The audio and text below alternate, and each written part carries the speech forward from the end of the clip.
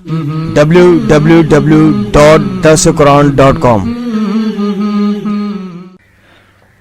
الحمد للہ وحدہ والصلاة والسلام على من لا نبی بعدہ اما بعد فاعوذ باللہ من الشیطان الرجیم بسم اللہ الرحمن الرحیم والسماء ذات البروج واليوم الموعود وشاہد ومشہود قتل اصحاب الاخدود النار ذات الوقود اذ هم عليها قعود وهم على ما يفعلون بالمؤمنين شهود وما نقموا منهم إلا أن يؤمنوا بالله العزيز الحميد الذي له ملك السماوات والأرض والله على كل شيء شهيد إن الذين فتنوا المؤمنين والمؤمنات ثم لم يتوبوا فلهم عذاب جهنم ولهم عذاب الحريق إن الذين آمنوا وعملوا الصالحات لهم جنات تجري من تحتها الأنهار ذلك الفوز الكبير إن بطش ربك لشديد إنه هو يبدئ ويعيد وهو الغفور الودود ذو العرش المجيد فعال لما يريد هل أتاك حديث الجنود فرعون وثمود بل الذين كفروا في تكذيب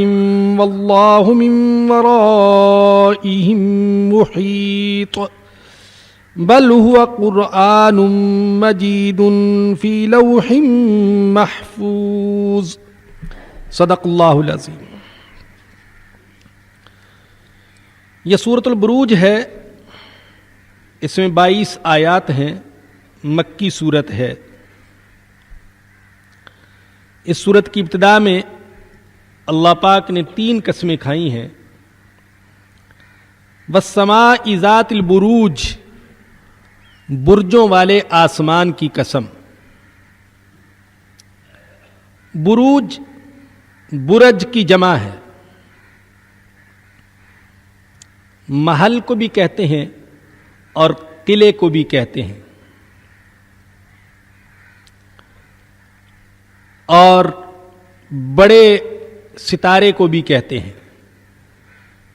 بعض حضرات کہتے ہیں کہ یہاں اللہ نے بڑے ستاروں کی قسم کھائی ہے،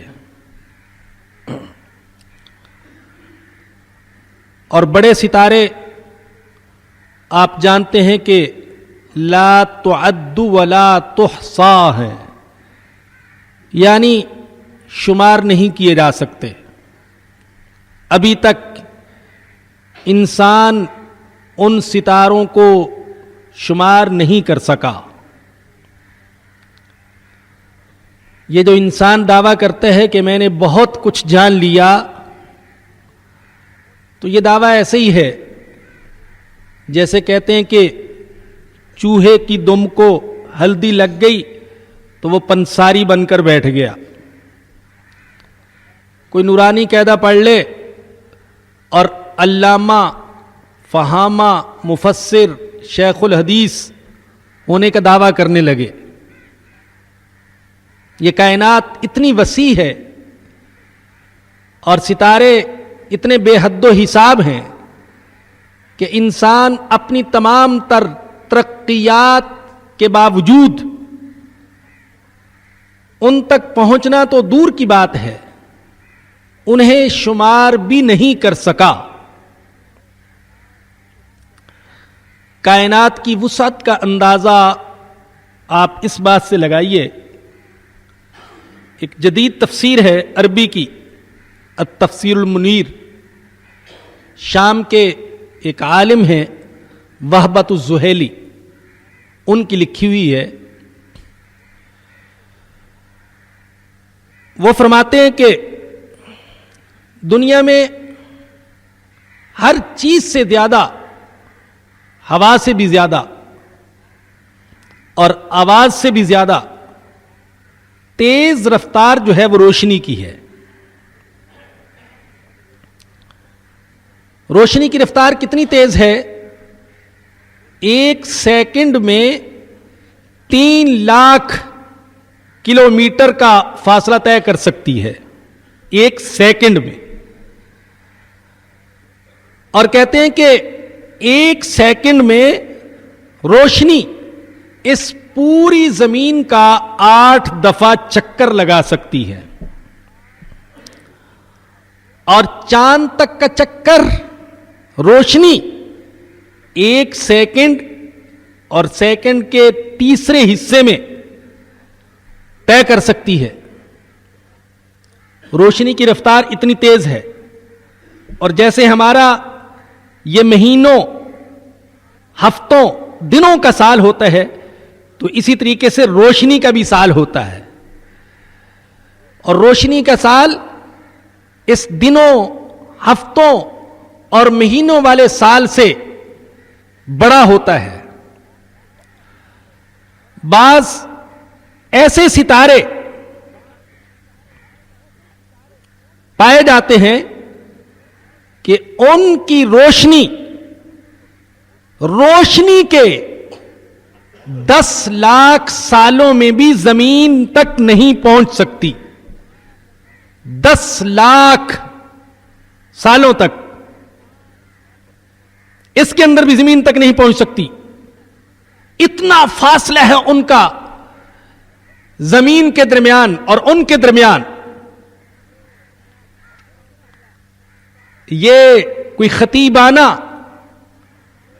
مقررانہ اور واعظانہ دعویٰ نہیں، مبنی بر حقیقت دعویٰ ہے کہ کائنات کی وسعت کو اگر دیکھا جائے تو یہ جو ہماری زمین ہے یہ پوری کائنات کے مقابلے میں اتنی حیثیت شاید رکھتی ہو جتنی میرے اس انگوٹھے کے ناخن کو پوری زمین کے مقابلے میں حیثیت حاصل ہے. جو حیثیت انگوٹھے کے ناخن کو اس زمین کے مقابلے میں حاصل ہے، وہ حیثیت ہے اس زمین کی پوری کائنات کے مقابلے میں. اب ان لوگوں کی عقل کا ماتم کیجئے جو جب یہ سنتے ہیں کہ حدیث میں آتا ہے رسول اقدس صلی اللہ علیہ وسلم نے فرمایا کہ اللہ پاک اپنے ایک ایک بندے کو جو جنت عطا فرمائے گا وہ جنت اس زمین سے 10 گنا بڑی ہوگی. تو انہیں تعجب ہوتا ہے، ارے یہاں تو مجھے 100 گز کا پلاٹ نہیں ملتا اور اس کے لیے آپس میں لڑائیاں ہوتی ہیں. زمین کے ٹکڑوں کی خاطر بھائی بھائی کا خون بہا دیتا ہے، رشتے ناتے ٹوٹ جاتے ہیں. تو وہاں اتنی بڑی جنت اللہ کیسے دے سکے گا؟ ان کی سمجھ میں نہیں آتا. ایسے لوگوں کی مثال کنویں کے مینڈک کی سی ہے. جیسے کنویں کے مینڈک کو زمین کی وسعت سمجھ میں نہیں آتی، انہیں اس جہاں کی وسعت سمجھ میں نہیں آتی. اور یہ کنویں کے مینڈک یہ کہتے ہیں کہ اللہ کہاں سے دے گا؟ یہ مولوی نے حدیثیں اپنی طرف سے بنا لی.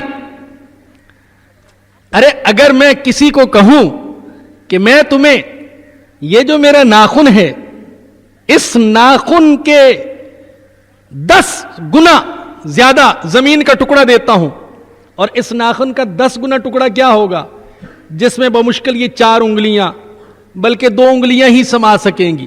میں اگر کہوں کہ تمہیں زمین کا اتنا ٹکڑا دے سکتا ہوں کہ میرے ناخن کا 10 گنا ہو، 10 ناخنوں کی جگہ تمہیں دے سکتا ہوں، تو کیا کوئی بیوقوف میرے اوپر تعجب کر سکتا ہے کہ یہ اتنی زمین مجھے دے دے گا؟ کہاں سے دے گا؟ ارے اگر میرے جیسا کمزور اور غریب ضعیف تمہیں اس ناخن کے 10 گنا زمین دے سکتے ہیں تو وہ اللہ جس کی کائنات اور جس کی سلطنت اور جس کی ملکیت کی کوئی حد نہیں، وہ بھی اس زمین کے 10 گنا جنت کسی کو دے سکتا ہے. تو عرض کر رہا تھا کہ بروج ستاروں کو بھی کہا گیا، والسماء ذات البروج، برجوں والے، بڑے بڑے ستاروں والے آسمان کی قسم. روسیوں نے جو خلائی جہاز بھیجا تھا مریخ پر غالباً 1988 میں، تو وہ 6 مہینے میں مریخ تک پہنچا. 6 مہینے میں مریخ تک پہنچا. اور آپ اندازہ کیجئے کہ اگر کوئی وہ خلائی جہاز، اس کی رفتار اس جہاز سے زیادہ ہے، اگر کوئی خلائی جہاز اس زمین کا 6 مہینے تک چکر لگاتا رہے تو پوری زمین کا 6 مہینے میں کتنی بار چکر لگا لے گا. اور وہ پہنچا ہے صرف مریخ تک، اور مریخ تو دریافت ہو چکا. ابھی تو لاکھوں مریخ ایسے ہیں جن کو انسان ابھی تک دریافت نہیں کر سکا ہے. اور بعض حضرات کہتے ہیں کہ بروج سے مراد ستاروں کے مدارات ہیں جن میں وہ ستارے گردش کرتے ہیں. والسماء ذات البروج، برجوں والے آسمان کی قسم. یہاں یہ ایک بات عرض کر دوں، یہ جو کچھ معلومات کبھی عرض کر دیتا ہوں، میں تو کہہ چکا ہوں، آپ کو بتا چکا ہوں، میں سائنس پڑھا ہوا نہیں ہوں، میں کالج میں بھی پڑھا ہوا نہیں ہوں، میں انگریزی بھی نہیں جانتا. اور یہ اس لیے نہیں بتاتا کہ میری علمیت کی دھاک آپ پر بیٹھ جائے. الحمدللہ اس لیے بٹھاتا ہوں کہ میرے اللہ کی عظمت کی دھاک دلوں میں بیٹھ جائے. ہاں، ان تحقیقات کو سامنے رکھ کر جب اللہ کی عظمت پر، اللہ کی عظمت کے بارے میں غور و فکر کیا جاتا ہے تو انسان کا سر بے اختیار اس کے سامنے جھک جاتا ہے اور وہ کہنے پر مجبور ہو جاتا ہے فَتَبَارَكَ اللَّهُ أَحْسَنُ الْخَالِقِينَ، وہ سب سے بہترین خالق ہے. تو یہ بتانے کا مقصد یہ ہے. اور اللہ جو کہتے ہیں انما یخشی اللہ من عبادہ العلماء، میرے بندوں میں سے مجھ سے وہ ڈرتے ہیں جن کو میں علم عطا کرتا ہوں. تو اللہ برحق کہتے ہیں جتنا زیادہ انسان کا علم یوں بڑھتا ہے، اور پھر وہ علم برائے علم نہیں، علم برائے تحقیق، برائے تصدیق، علم برائے ایمان حاصل کرتا ہے، تو اتنا ہی زیادہ اس کے دل میں اللہ کا خوف، اللہ کی خشیت، اللہ کی عظمت، اللہ کی کبریائی وہ مستحکم ہوتی چلی جاتی ہے. تو یہ معلومات بتانے کا یہ مقصد ہے. والسماء ذات البروج، برجوں والے آسمان کی قسم. والیوم الموعود، وعدہ کیے ہوئے دن کی قسم. کون سا دن ہے وعدہ کیا ہوا؟ وہ ایک ہی دن ہے جس کا اللہ نے وعدہ کر رکھا ہے، وہ قیامت کا دن ہے. اللہ لا الہ الا ہو لیجمعنکم الی یوم القیامت لا ریب فیہ، اللہ کے سوا کوئی معبود نہیں، وہ تمہیں جمع کر کے رہے گا. لیجمعنکم تاکید کا صیغہ ہے، 2 تاکیدیں ہیں. ضرور جمع کر کے رہے گا قیامت کے دن میں. لا ریب فیہ، اس میں کوئی شک نہیں ہے، کہیں تذبذب میں نہ رہنا. ومن اصدق من اللہ حدیثا، میرے اللہ تیرا کلام کیا انداز ہے بندوں کو سمجھانے کا. پہلے یہ کہا میرے سوا کوئی معبود نہیں، پھر یوں فرمایا کہ تمہیں اس قیامت کے دن میں ضرور جمع کروں گا اور اس میں کوئی شک نہیں، اور آخر میں فرمایا کہ لوگوں ومن اصدق من اللہ حدیثا، اللہ سے زیادہ سچی بات کس کی ہو سکتی ہے؟ کوئی ہے جس کی بات اللہ سے بھی زیادہ سچی ہو؟ میں اللہ کہہ رہا ہوں تمہیں جمع کروں گا اس دن میں، اس میں کوئی شک نہیں ہے. والیوم الموعود، وعدہ کیا ہوا دن، جس دن ظالم اور مظلوم، حاکم اور محکوم، اور نیک اور بد سب کو جمع کیا جائے گا. بلکہ حدیث سے تو یہ ثابت ہوتا ہے کہ انسان تو انسان، جنات اور حیوانات تک کو جمع کیا جائے گا، حیوانوں کو بھی جمع کیا جائے گا، اور ان کے درمیان فیصلے کو لمحوں میں نمٹا دیا جائے گا، اور پھر انہیں حکم دیا جائے گا کہ تم تو مٹی ہو جاؤ، نہ تمہارے لیے جنت ہے نہ تمہارے لیے جہنم ہے، مٹی ہو جاؤ۔ اور جب اللہ کا نافرمان دیکھے گا کہ حیوانوں کو، کتوں اور خنزیروں کو، بھیڑ بکریوں کو مٹی ہو جانے کا حکم دیا گیا، تو اس وقت کہے گا وَيَقُولُ الْكَافِرُ يَا لَيْتَنِي كُنْتُ تُرَابًا، اے کاش میں بھی مٹی ہو جاتا، مٹی ہو جاتا، مٹی ہو جاتا، میں انسان نہ ہوتا، جانور ہوتا، کہ نہ میرے لیے جنت ہوتی نہ جہنم ہوتی۔ جیسے ان کو ہے مٹی میں مل جانے کا حکم دے دیا گیا، تو مجھے بھی مٹی میں مل جانے کا حکم دے دیا جاتا۔ وَالْيَوْمِ الْمَوْعُودِ، وعدہ کیے ہوئے دن کی قسم، وَشَاهِدٍ وَمَشْهُودٍ، دو معنی کیے گئے ہیں۔ اور یہاں یہ عرض کر دوں بات سمجھانے کے لیے کہ اگر کہیں ایسی بات آپ سن لیا کریں کہ بعض علماء نے یوں تفسیر کی ہے، بعض علماء نے یوں تفسیر کی ہے، تو اس کی وجہ سے دل میں شکوک نہ آئے کہ اللہ کا کلام تو ایک ہے، تفسیریں کیوں مختلف ہیں۔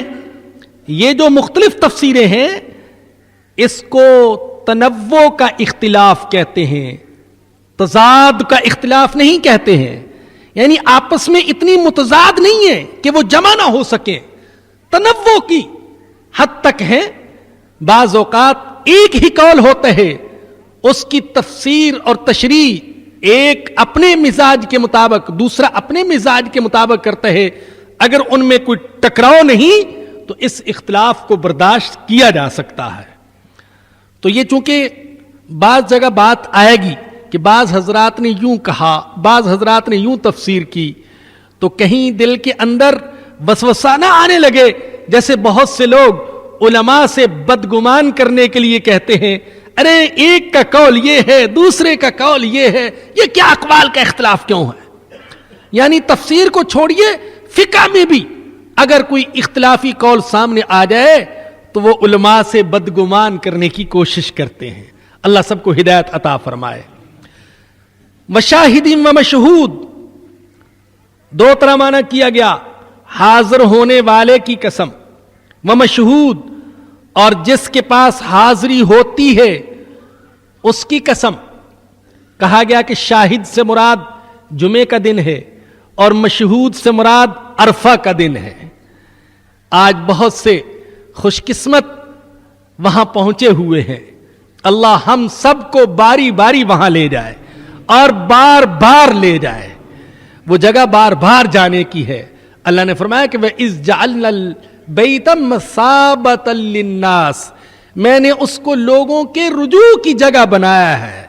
وہ ایک دفعہ جانے کی جگہ نہیں ہے، بار بار جانے کی جگہ ہے۔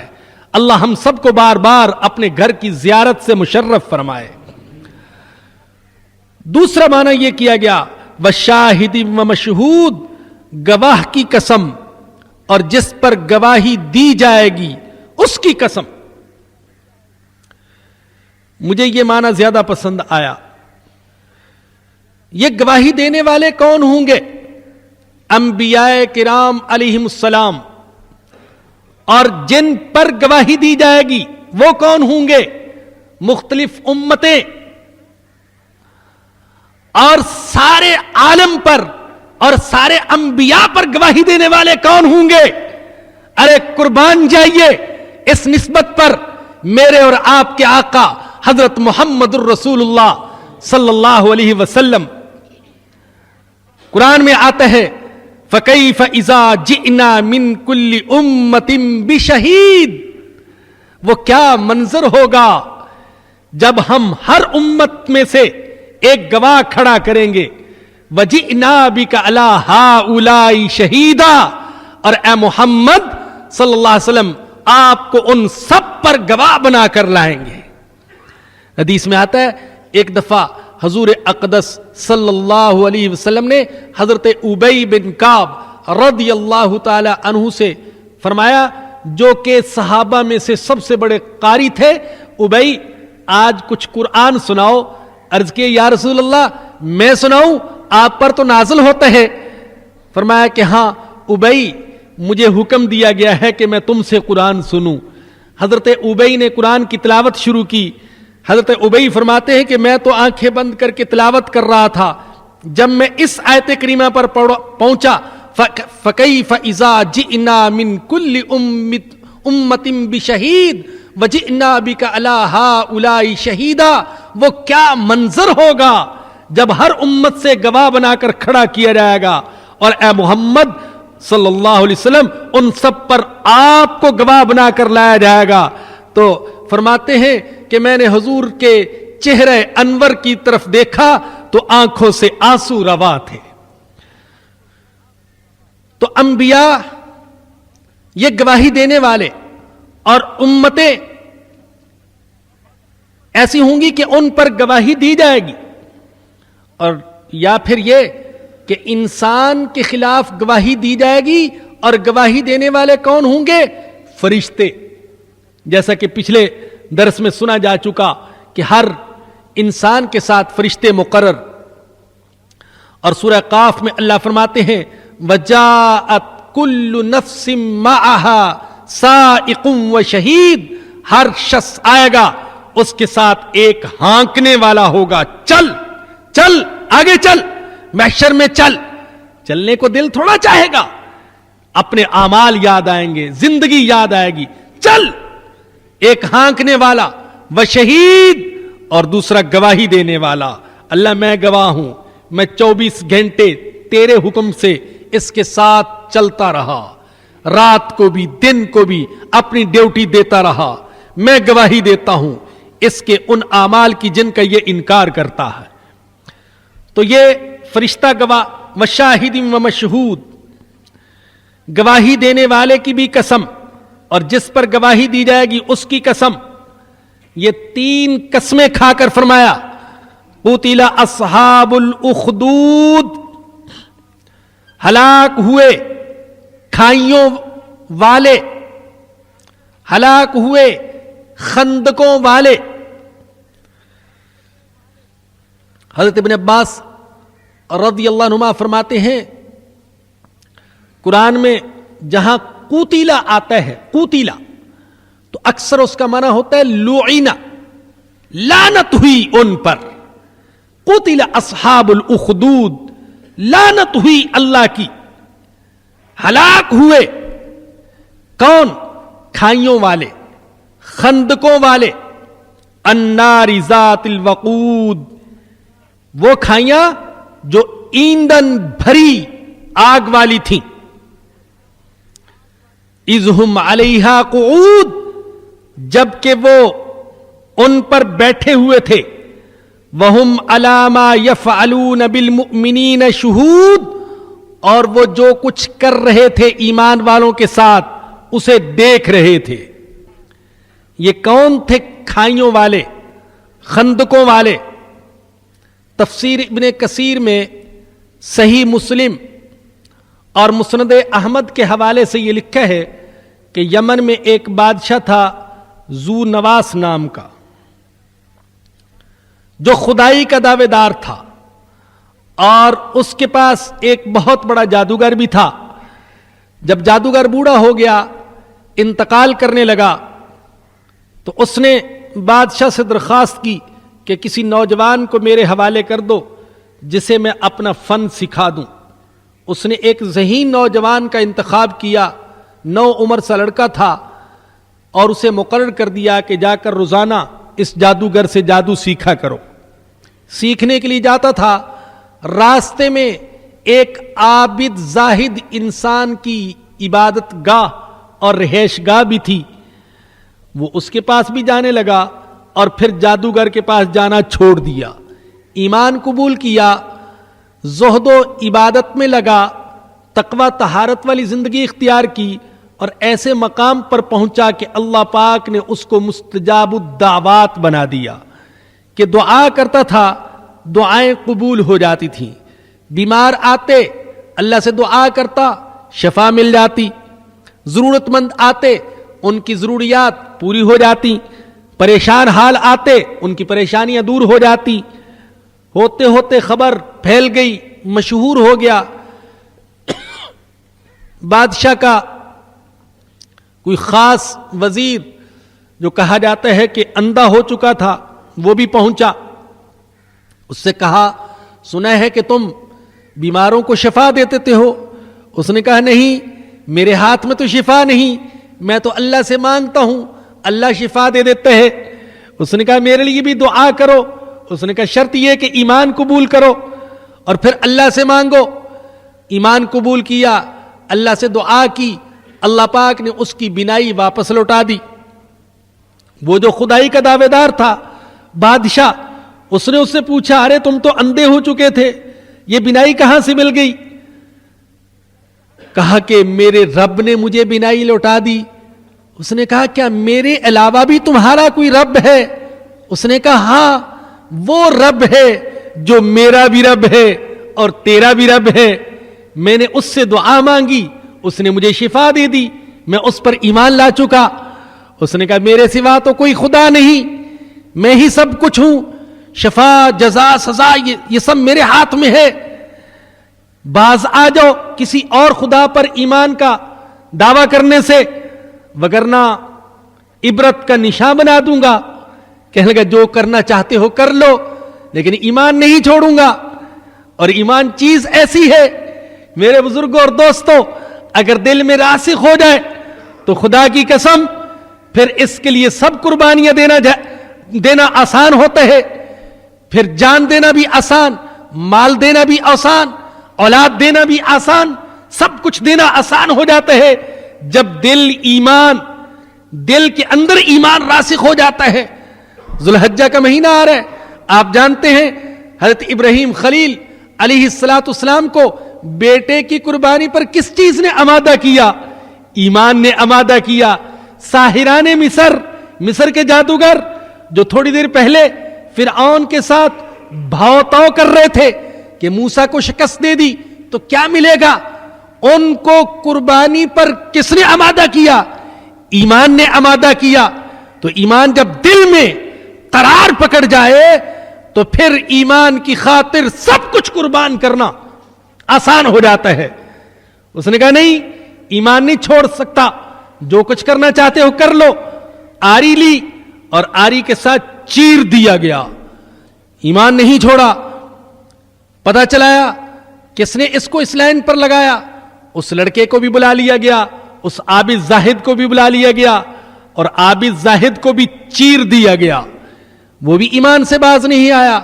اب اس نو عمر لڑکے کی باری آئی, کہا کہ دو کا انجام تو دیکھ چکے ہو, ایمان چھوڑ دو وگرنہ تمہارے ساتھ بھی یہی کچھ ہوگا. کہا, کر لو, جو کر سکتے ہو کر لو, لیکن ایمان نہیں چھوڑوں گا. اس کو ہلاک کرنے کی مختلف تدبیریں کی گئیں, کبھی پہاڑ کی چوٹی سے گرانے کے لیے, کہیں سمندر میں غرق کرنے کے لیے, لیکن اللہ کی شان, جو اس کو ہلاک کرنے کے لیے جاتے وہ خود ہلاک ہو جاتے, وہ بچ جاتا. آخر میں اس نے کہا, تم نے ساری تدبیریں آزما لی, تم میری جان نہیں لے سکے, میں تمہیں بتلاتا ہوں, سارے شہر کو اکٹھا کرو اور اکٹھا کرنے کے بعد اللہ کا نام لو, اللہ کا نام لے کر میرے اوپر تیر چلاؤ, میں ہلاک ہو جاؤں گا. سارے شہر کو جمع کیا گیا. بادشاہ نے سوچا کہ نہ رہے گا بانس, نہ بجے گی بانسری, یہ لڑکا ختم ہو جائے گا, اور اس کی جو مستجاب الدعوات ہونے کا جو چرچا ہے وہ بھی ختم ہو جائے گا, اور میرے علاوہ ایک اور خدا کی جو باتیں ہو رہی ہیں وہ باتیں بھی ختم ہو جائیں گی. سارا شہر جمع ہو گیا. بادشاہ نے اللہ کا نام لیا, تیر چلایا, لڑکا شہید ہو گیا. پورا مجمع کہہ اٹھا کہ جس اللہ پر اس لڑکے نے ایمان لایا تھا ہم سب اس پر ایمان لاتے ہیں. چاہتا تو یہ تھا کہ یہ فتنہ ختم ہو جائے, لیکن پورا مجمع چیخ اٹھا. اب ہکا بکا دیکھ رہے اپنے فوجیوں اور سپاہیوں سمیت, ارے یہ کیا ہو گیا, میں کیا چاہتا تھا اور ہو کیا گیا, ان کے لیے خندقیں کھودی جائیں. سب کو زندہ جلا دیا جائے. خندقیں کھودی گئیں, آگ بھڑکائی گئی اور لایا گیا. جو جو ایمان کا دعویٰ کرتا ہے اس کو اٹھا کر آگ میں پھینک دیا جائے. اللہ اکبر. کیا مرد اور کیا عورتیں جو ایمان قبول کر چکے تھے خندقوں میں چھلانگے لگانے پر تیار ہو گئے, لیکن ایمان چھوڑنے کے لیے تیار نہ ہوئے. حدیث میں ایک واقعہ بیان کیا گیا, واللہ عالم بالصواب. ایک عورت اپنے بچے کو لیے ہوا آئی, ہچکچائی, چھوٹا سا بچہ ہے, میرے بعد اس کا کیا بنے گا؟ میں تو اپنی جان دے دوں ایمان پر, لیکن اس بچے کا کیا بنے گا؟ اللہ نے اس بچے کو قوت گویائی عطا فرما دی. کہنے لگا اماں مت ڈر, ایمان کی خاطر جان قربان کر دے, مجھے بھی لے اور اپنے آپ کو بھی لے اور آگ میں چھلانگ لگا دے. چنانچہ وہ عورت بھی بچے سمیت شہید ہو گئی. تو اللہ نے فرمایا قتل اصحاب الاخدود, ہلاک ہوئے کھائیوں والے, النار ذات الوقود, وہ کھائیاں جو ایندھن بھری آگ والی تھیں, اذ ہم علیہا قعود, جبکہ وہ اس پر بیٹھے ہوئے تھے, وہم علی ما یفعلون بالمؤمنین شہود, اور وہ جو کچھ ایمان والوں کے ساتھ کر رہے تھے اسے دیکھ رہے تھے. وما نقموا منہم الا ان یؤمنوا باللہ العزیز الحمید. اگر با محاورہ ترجمہ اس کا کروں, خلاصہ جسے کہتے ہیں, ترجمانی جس کو کہتے ہیں, مفہوم جس کو کہتے ہیں, تو یوں کہہ سکتا ہوں کہ اللہ کہتے ہیں کہ ان کا قصور اس کے علاوہ کچھ نہیں تھا کہ وہ مومن تھے. ان کا قصور صرف یہ تھا کہ وہ مومن تھے. ہائے اللہ, آج کتنے ہی لوگ ہیں جن کو تڑپایا جا رہا ہے, ستایا جا رہا ہے, جیلوں میں ڈالا جا رہا ہے, مارا جا رہا ہے, تشدد کیا جا رہا ہے اور غیروں کے حوالے کیا جا رہا ہے, اور اللہ کی قسم ان کا قصور کچھ نہیں سوائے اس کے کہ وہ مومن ہیں. وہ قرآن پر زندہ رہنا چاہتے ہیں, حدیث پر زندہ رہنا چاہتے ہیں, کفر سے اپنے آپ کو بچانا چاہتے ہیں. اس کے سوا ان کا اور کوئی قصور نہیں. کوئی داڑھی کا مذاق اڑا رہا ہے, کوئی سنت کا مذاق اڑا رہا ہے, کوئی نماز کا مذاق اڑا رہا ہے, کوئی علماء کا مذاق اڑا رہا ہے. کچھ قصور نہیں ان کا سوائے اس کے کہ یہ پرانے زمانے کے لوگ ہیں, پرانے انداز میں رہنا چاہتے ہیں, نبی کے طریقے پر رہنا چاہتے ہیں, اور کوئی قصور نہیں ہے. دہشت گردی کے ہم بھی خلاف ہیں. دہشت گردی غلط, یہ غلط طریقے سے شہریوں کی جان لینا یہ غلط, اور نجائز طریقے سے خودکش حملے کرنا یہ غلط, نجائز طریقے سے. لیکن جہاد اسلام کا حکم ہے, قرآن کا حکم ہے, فریضہ ہے, اس کو ترک نہیں کیا جا سکتا ہے, یہ قیامت تک فریضہ رہے گا. فرمایا کہ وما نقموا منہم الا ان یؤمنوا باللہ العزیز الحمید. انہوں نے ان پر محض اس وجہ سے غصہ نکالا کہ وہ ایمان رکھتے تھے کس پر؟ باللہ, اللہ پر. کون سا اللہ؟ العزیز, جو غالب ہے, جو کبھی مغلوب نہیں ہو سکتا. کون سا اللہ؟ الحمید, جو تعریف والا ہے, ہر حال میں تعریف والا. وہ کون سا اللہ؟ الذی لہ ملک السماوات والارض, جس کے لیے آسمان و زمین کی بادشاہی ہے. کون سا اللہ؟ واللہ علی کل شیء شہید, اور اللہ ہر چیز کو دیکھ رہا ہے. وہ اللہ, اور جس اللہ کے اندر یہ صفات پائی جائے کہ وہ غالب ہے, وہ ہر حال میں تعریف کے قابل ہے, اس کے لیے آسمان و زمین کی بادشاہی ہے, وہ ہر چیز کو دیکھ رہا ہے, وہ اللہ اس کا مستحق ہے کہ اس پر ایمان لایا جائے. اس پر جو ایمان نہیں لاتا, جس کے اندر اتنی صفات پائی جاتی ہیں, وہ سوائے پاگل, دیوانے اور حیوان کے کوئی نہیں ہو سکتا ہے. الا ان یؤمنوا, बिल्लाहि अल-अजीज अल-हमीद अल्लज़ी लहू मुल्कु समावाति वल अर्द वल्लाहु अला कुल्ली शैइन शहीद इन्नल्लज़ीना फतनुल मुमिनीना वल मुमिनात, बेशक वो लोग जिन्होंने सताया ईमान वाले मर्दों को और ईमान वाली औरतों को, जिन्होंने सताया,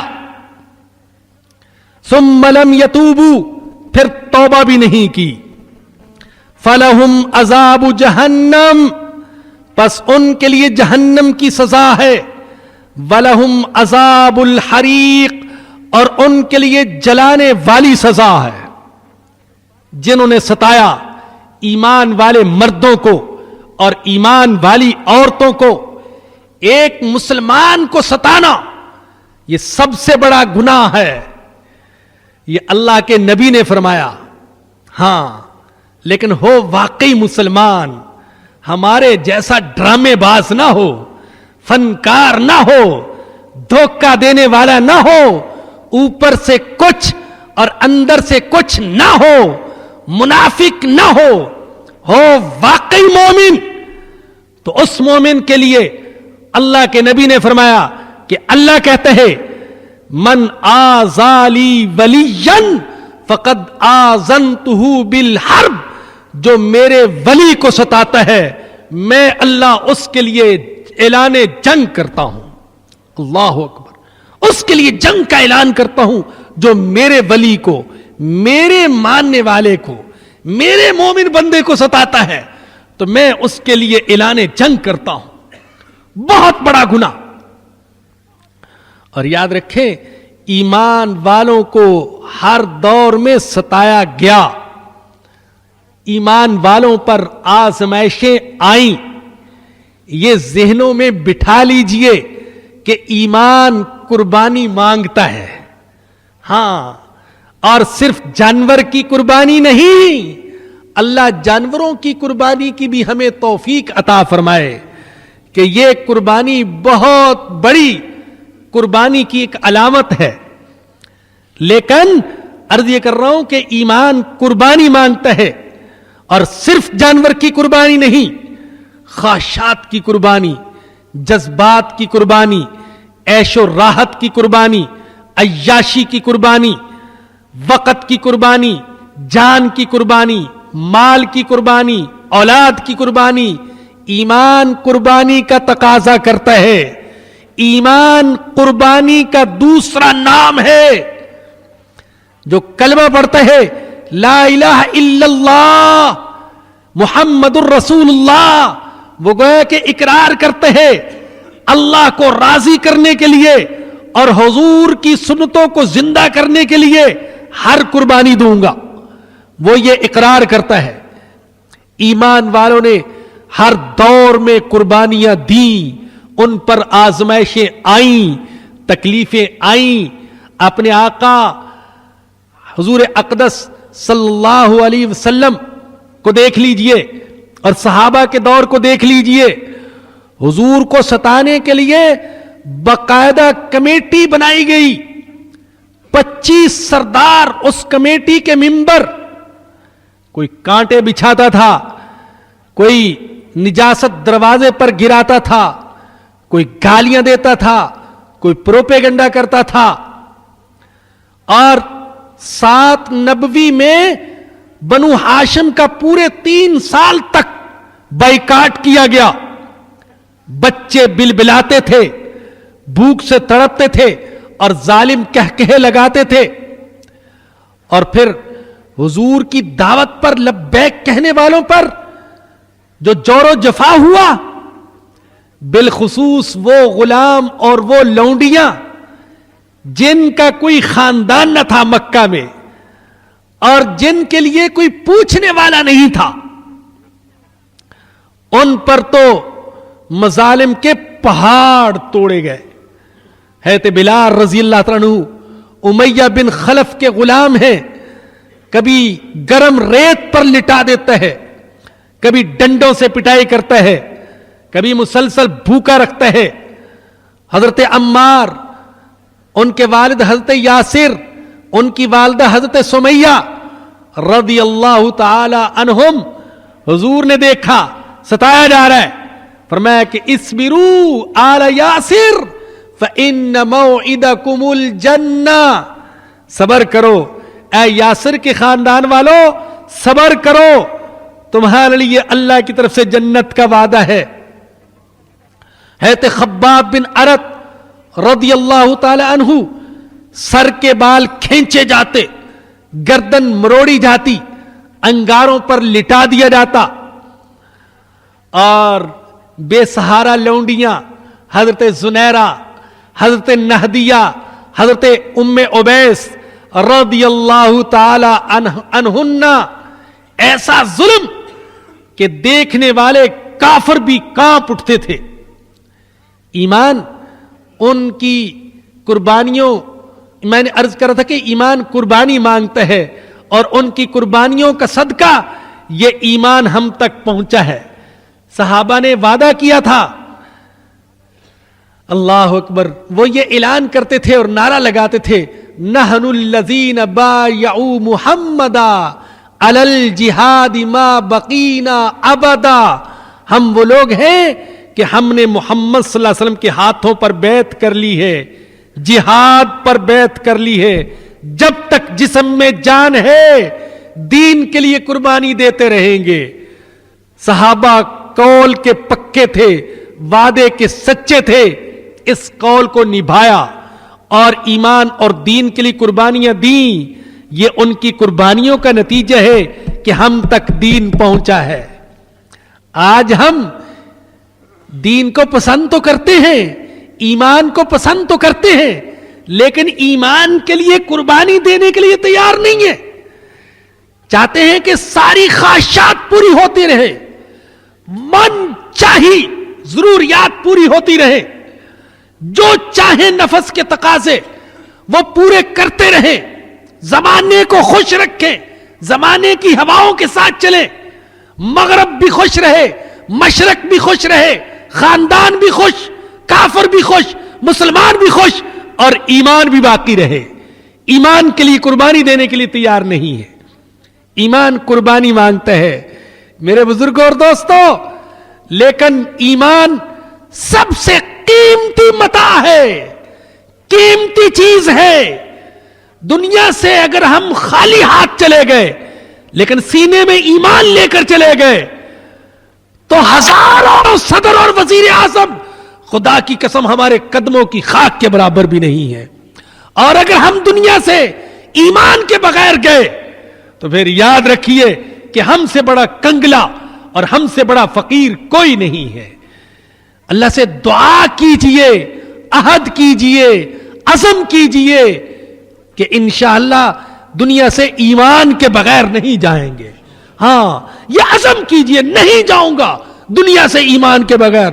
अल्लाह मुझे माफ फरमा दे अगर मैं गलत कहता हूं तो बाज वक़ात तो ऐसे अल्लाह से कह देता हूं अल्लाह मुझे माफ फरमा दे, लेकिन मोहब्बत से कहता हूं मेरे अल्लाह मैं नहीं जाऊंगा ईमान के बगैर। मेरा ये इरादा है, मुझे ईमान के बगैर नहीं ले जाना, मैं नहीं जाऊंगा। ऐसे जैसे अल्लाह से झगड़ा कर रहा हूं, अल्लाह मुझे माफ फरमा दे। तो इस तरीके से अज़म कीजिए कि नहीं जाएंगे ईमान के बगैर।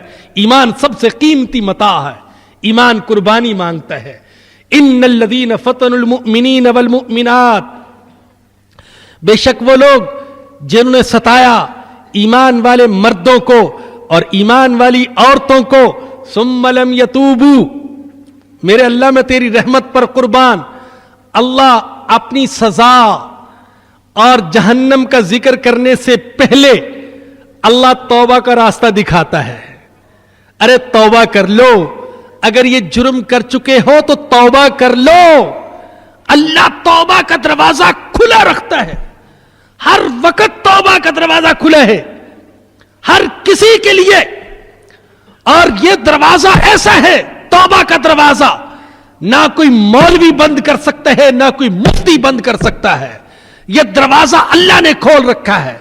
आओ गुनाहगारों, जब तक तुम्हें मौत की अलामात दिखाई नहीं दे जाती, मेरी तरफ से तौबा का दरवाजा खुला है।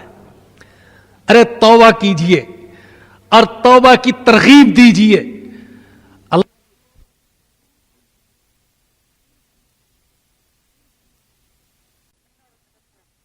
اللہ نے اگر توفیق دی وہ اللہ, اور اگر نہ ہی توفیق ملی, ارادہ تو ہے, ثواب مل جائے گا.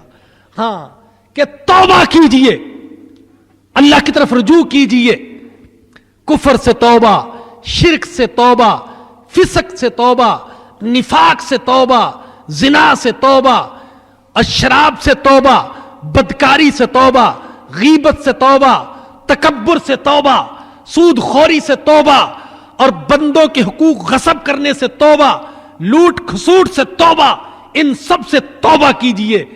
توبہ کا وقت ہے, مرنے سے پہلے توبہ کر لیجئے. اللہ نے یہاں پر اپنی سزا کا ذکر کرنے سے پہلے توبہ کا راستہ دکھا دیا.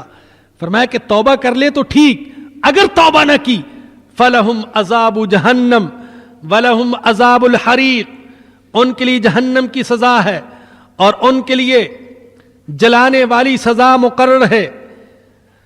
ان الذین آمنوا وعملوا الصالحات, پورا قرآن اس انداز سے بھرا پڑا ہے. اگر اللہ پہلے ڈراوے کا ذکر کرتا ہے تو آگے خوشخبری کا بھی ذکر کرتا ہے. اللہ جہنم کا ذکر کرتا ہے تو جنت کا بھی ذکر کرتا ہے. اللہ نافرمانوں کا ذکر کرتا ہے تو فرما برداروں کا بھی ذکر کرتا ہے. فرمایا کہ ان الذین آمنوا وعملوا الصالحات, بے شک وہ لوگ جو ایمان لائے اور جنہوں نے نیک اعمال کیے, ان کے لیے ایسی جنتیں, ایسے باغات جن کے ساتھ ساتھ نہریں جاری ہیں. ذالک الفوز الکبیر, یہ ہے بڑی کامیابی. ارے دنیا کی چھوٹی چھوٹی کامیابیوں پر اترانے والوں, بڑی کامیابی تو یہ ہے. اے اللہ ہم سب کو یہ کامیابی عطا فرما دینا. ان بطش ربک لشدید, آگے اللہ نے 5 صفات ذکر فرمائی ہیں اپنی. پہلے ان لوگوں کا ذکر کیا جنہوں نے اپنے خیال میں ایمان والوں کو خوب جکڑا, خندقیں آگ سے بھر دیں, ایمان والوں کو زندہ جلا دیا. اللہ کہتے ہیں ان سزاؤں سے یہ مت سمجھو کہ ان کی پکڑ بڑی سخت ہے. ان بطش ربک لشدید, بے شک تیرے رب کی پکڑ بڑی سخت ہے. دنیا کی جتنی بھی پکڑ ہے ان سے چھوٹنے کی کوئی نہ کوئی صورت ہے. کسی کی ضمانت ہو جاتی ہے, کوئی رشوت دے کر چھوٹ جاتا ہے, کوئی سفارش سے چھوٹ جاتا ہے, کسی کو طاقت کے زور پر چھڑوا لیا جاتا ہے. لیکن جسے اور جب اللہ پکڑے گا اسے کوئی نہیں چھڑا سکے گا. اللہ نے فرعون کو پکڑا, بڑا ناز تھا, کہتا تھا کہ سمندر کا مالک میں ہوں. اللہ نے اسی سمندر میں غرق کر دیا اور چیختا رہ گیا, آمنتو, میں ایمان لایا. کہا نہیں, اب ایمان معتبر نہیں ہے, غرق کر دیا گیا. اللہ نے قارون کو پکڑا, کہتا تھا زمین کا مالک میں ہوں, خزانوں کا مالک میں ہوں, میرے جیسا بنگلہ موسیٰ کے پاس نہیں ہے, ہارون کے پاس نہیں ہے. اللہ نے اس بنگلے سمیت زمین میں دنسا دیا اور زمین میں دنستا جا رہا تھا. اور بعض روایتوں میں آتا ہے کہ چیخ چیخ کا کہہ رہا تھا, موسیٰ مجھے معاف کر دو, موسیٰ مجھے معاف کر دو. کیونکہ موسیٰ علیہ السلام پر بہتان لگوایا تھا اس نے. ایک عورت کو کھڑا کیا, بہتان لگاؤ, موسیٰ نے میرے ساتھ بدکاری کی ہے, لگا دیا. اللہ اکبر. اللہ کے نبی نے اس کو ڈانٹا ڈپٹا, ڈرایا سمجھایا. کہنے لگی اے موسیٰ میں بے گناہ ہوں, میں نے تو اس بدبخت کے کہنے پر تجھ پر بہتان لگایا تھا. سجدے میں پڑ گئے, اے اللہ مجھے اس نے رسوا کیا سب کے سامنے, تو اس کو پکڑ, گرفت فرما. اللہ نے پکڑا, گرفت کی, زمین میں دنسنا شروع ہو گیا. اور بعض روایتوں میں آیا چیخ چیخ کر کہنے لگا موسیٰ مجھے معاف کر دو, معاف کر دو. دنستا گیا. تو بعض روایتوں میں یہ آیا کہ اللہ نے کہا کہ اے موسیٰ اس نے تجھے 20 بار کہا تھا موسیٰ مجھے معاف کر دو, لیکن تم نے معاف نہ کیا. اگر مجھے ایک دفعہ کہہ دیتا یا اللہ مجھے معاف کر دے تو میں اللہ شاید اس کو معاف کر دیتا. اللہ اکبر. ان بطش ربک لشدید. اللہ نے نمرود کو پکڑا, اللہ نے شداد کو پکڑا, جنت بنوائی اور جنت میں داخل ہو رہا ہے. اللہ نے کہا تیرے نصیبوں میں نہیں اس جنت میں داخل ہونا. کہتے ہیں اللہ کی جنت کے لیے مرتے ہو, میں دنیا میں ویسی جنت بنا کر دکھاتا ہوں, آؤ میری جنت میں آؤ. اللہ نے کہا تو دوسروں کو جنت کیا دے گا, میں تو یہ جنت تجھے بھی دیکھنا نصیب نہیں کروں گا. اپنی بنائی ہوئی جنت کے دروازے پر چل بسا. ان بطش ربک لشدید, تیرے رب کی پکڑ بڑی سخت ہے. انہو ہوا یبدی و یعید, وہی آغاز کرتا ہے وہی لوٹائے گا. اسی نے پہلی دفعہ پیدا کیا وہی دوبارہ پیدا کرے گا. وہو الغفور, اللہ اکبر. تیسری صفت, وہ بڑا بخشنے والا.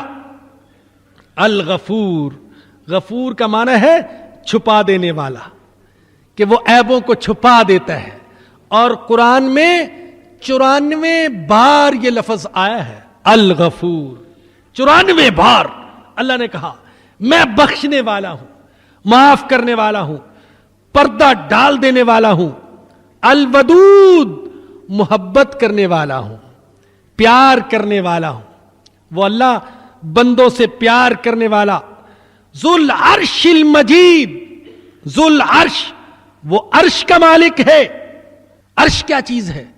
حدیث سے ثابت ہوتا ہے, حضور اقدس صلی اللہ علیہ وسلم نے فرمایا کہ عرش اللہ کی ساری مخلوق میں سے بڑی چیز ہے.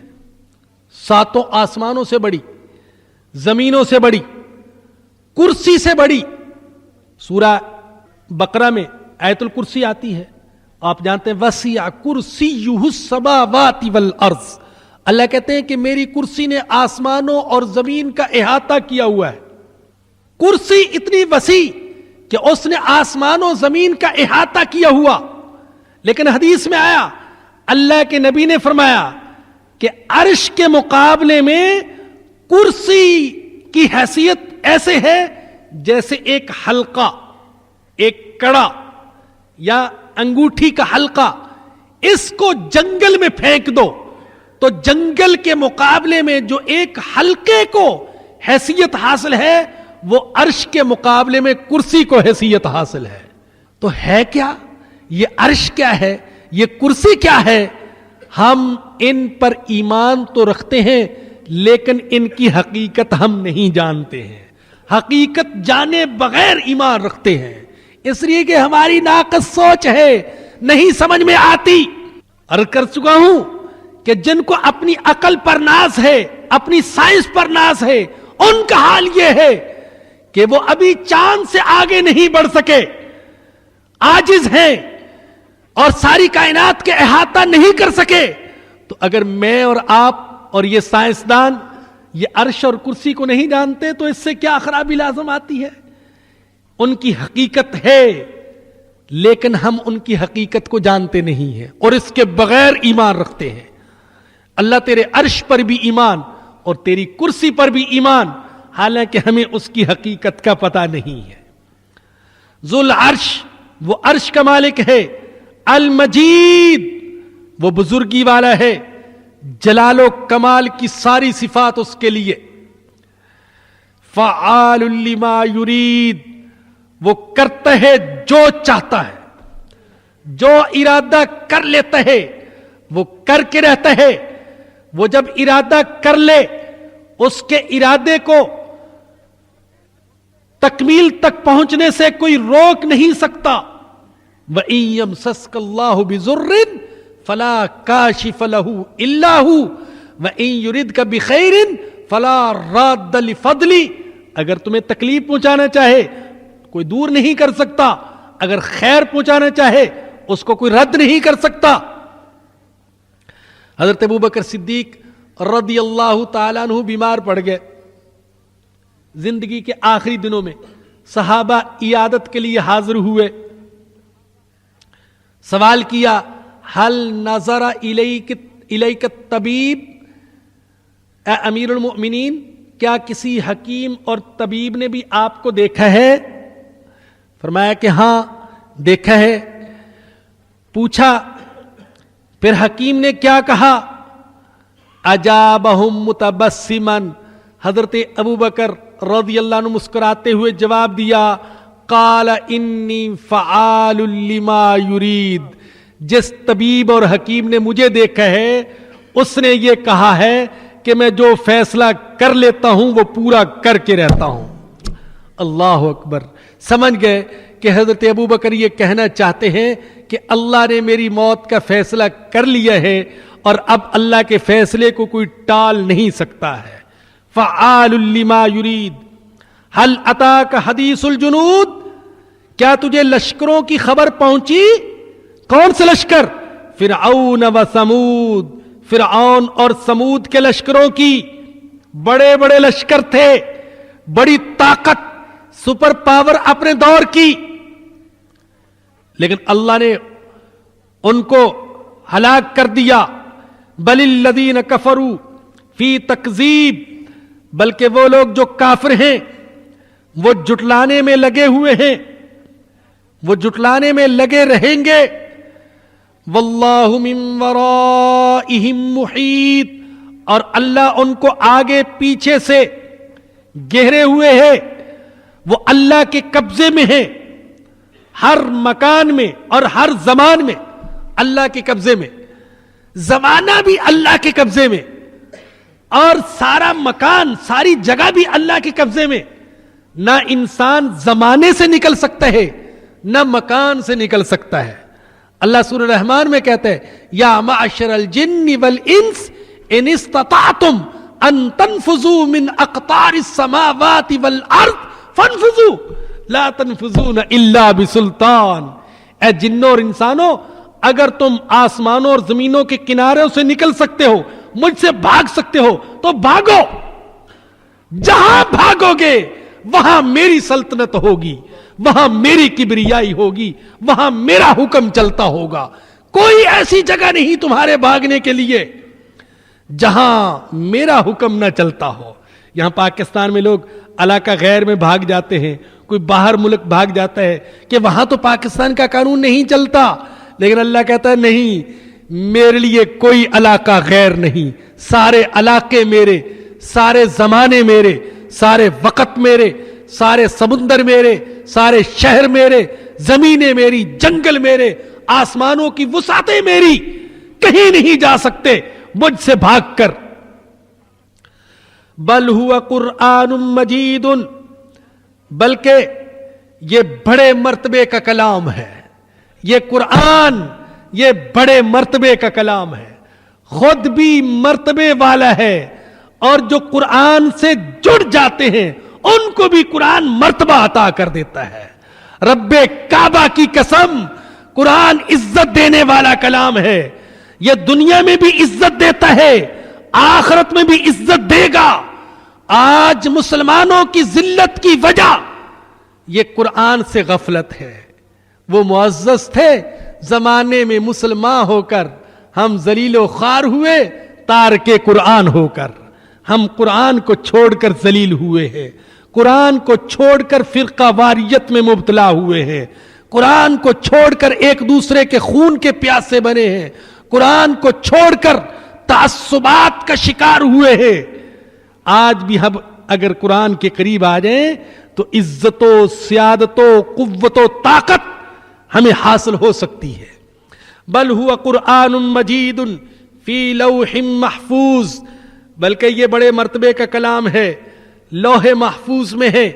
اصل میں قرآن لوح محفوظ میں ہر زیادتی سے پاک، ہر تحریف سے پاک، ہر نقص سے پاک، وہاں محفوظ، وہاں سے اترا آسمان اول پر، اور وہاں سے اترا ہمارے آقا حضرت محمد الرسول اللہ صلی اللہ علیہ وسلم کے سینے مبارک پر، اور آپ سے منتقل ہوا پوری امت کی طرف یہ قرآن فی لوح محفوظ۔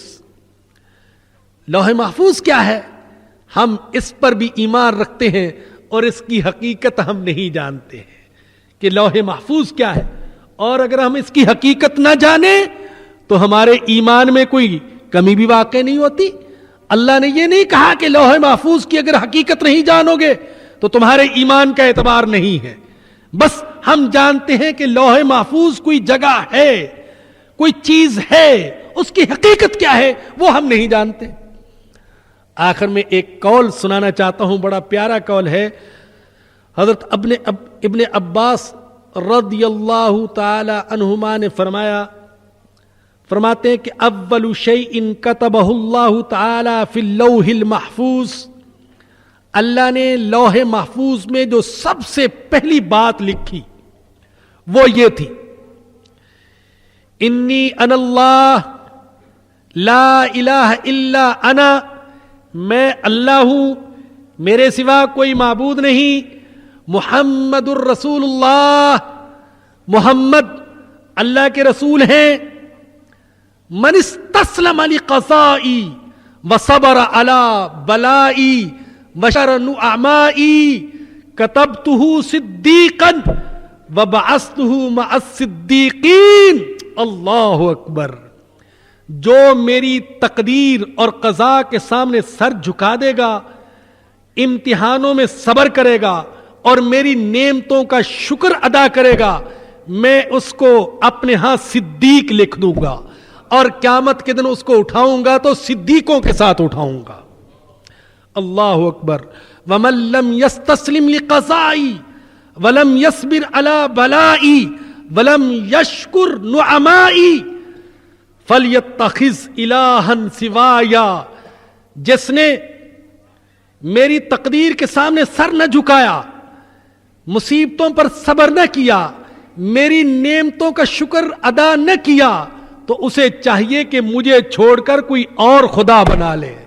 اللہ اکبر. اللہ پاک ہمیں صبر کرنے, شکر کرنے اور تقدیر پر راضی رہنے کی توفیق نصیب فرمائے. وآخر دعوانا ان الحمدللہ رب العالمین. فرماتے ہیں کہ کیا دوسری شادی کے لیے پہلی بیوی سے اجازت لینا ضروری ہے؟ شرعی قوانین کے مطابق جواب دیں. میں شریعت کے مطابق تو اجازت لینا ضروری نہیں ہے, لیکن عدل و انصاف ضروری ہے. یہ اللہ نے قرآن کریم میں بیان فرمایا کہ اگر تم عدل کر سکتے ہو تو دوسری شادی کرنا جائز, اور اگر عدل نہیں کر سکتے تو فرمایا کہ فواحدتن, پھر ایک ہی پر اکتفا کرو. اور آج کے دور میں ایسے لوگ بہت کم ہیں جو واقعی عدل کرنے والے ہوں.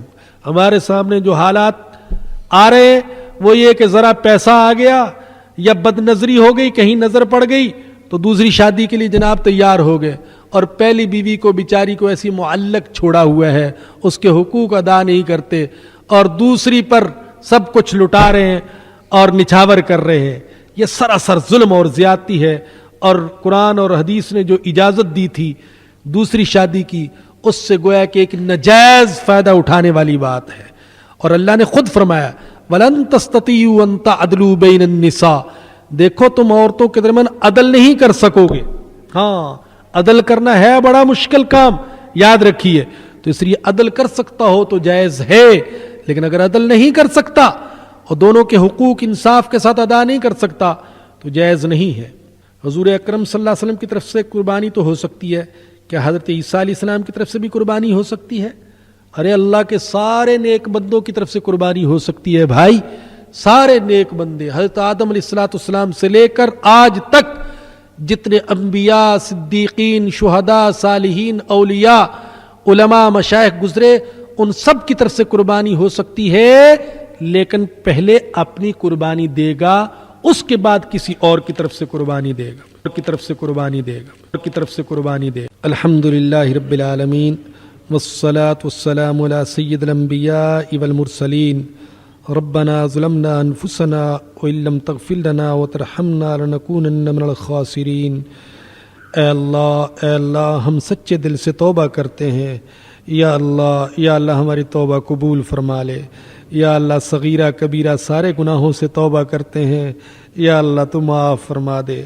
اے اللہ کفر سے, شرک سے, نفاق سے, یا اللہ غیبت سے, حسد سے, زنا سے, شراب نوشی سے, بدکاری سے, یا اللہ دوسروں کے حقوق کھانے سے, اے اللہ دوسروں پر ظلم اور زیادتی سے توبہ کرتے ہیں.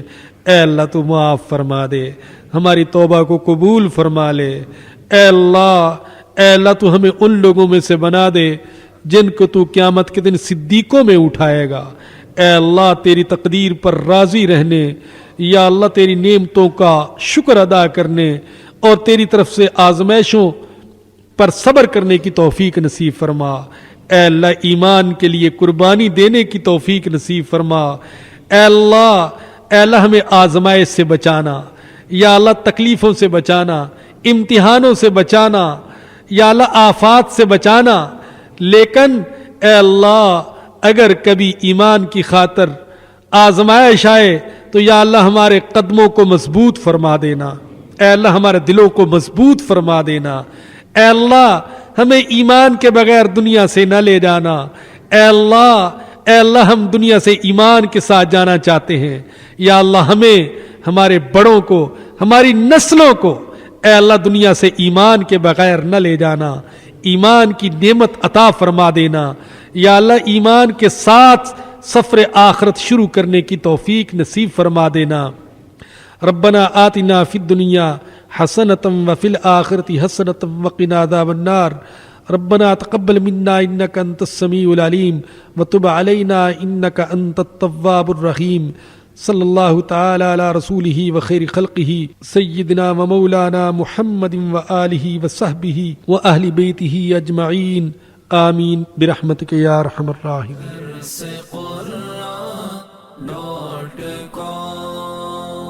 www.darsequran.com